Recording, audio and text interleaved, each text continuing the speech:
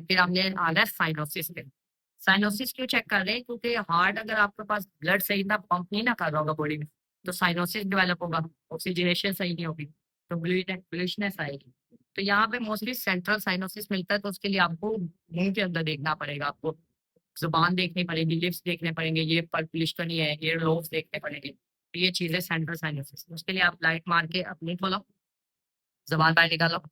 अब जबान को आपको देख लेना है, कहीं से ब्लूइशनेस नजर तो नहीं आ रही, लिप्स पे ब्लूइशनेस नजर तो नहीं आ रही साइनोसिस के लिए, ठीक है बनता तो।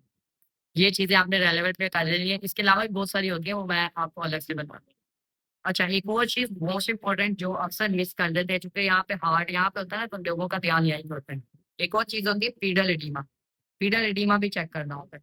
एडीमा क्यों यहाँ पे डेवलप होता है? जब कंजेस्टिव कार्डियक फेलियर होता है ना, तो वॉल्यूम ओवरलोड हो जाता है वेसल्स के अंदर, तो यहाँ पे भी जो वेसल्स होते हैं डायलेट होते हैं, यहाँ पे फ्लूइड एक्यूमुलेट होना लग जाता है। चूंकि ये ग्रेविटी डिपेंडेंट एरिया ना, तो ऐसे बंदा यूं खड़ा होता है, तो सारा जो ब्लड है वो नीचे टांगों की तरफ आ जाता है।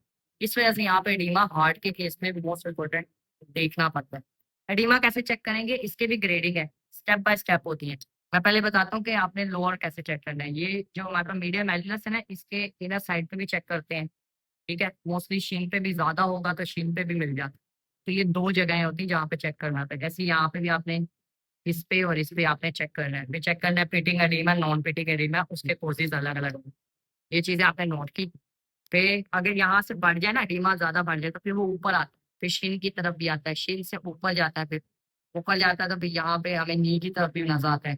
ज्यादा हो जाएगा तो फिर हमें जो जो सेक्रल बोन है ना, वहां पे नजर आता है।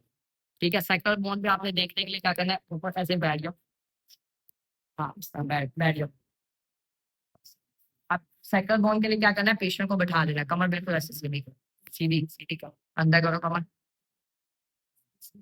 आपने क्या करना है, जो हमारे पास ये हमारे पास वर्टिकल कॉलम आ रहा है, जहाँ पे वर्टिकल कॉलम एंड होता है, जहाँ पे सेक्रम बोन होती है, वहां पे आपने ऐसे दबा के रखना है और फिर छोड़ना है, और देखना है कि यहाँ पे पिटिंग एडीमा तो नहीं डेवलप हो रहा।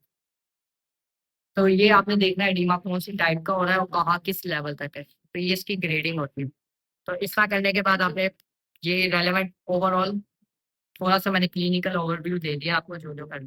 तो उसके बाद आपने रिड्रेस करना है पेशेंट को, अगर मिसाल के तौर पर सेमी अनकॉन्शियस है या अनकॉन्शियस है, तो आपने खुद रिड्रेस करना है, या जो उसका साथ रिलेटिव आएंगे उनको रिड्रेस करवाना है, उनको कह के।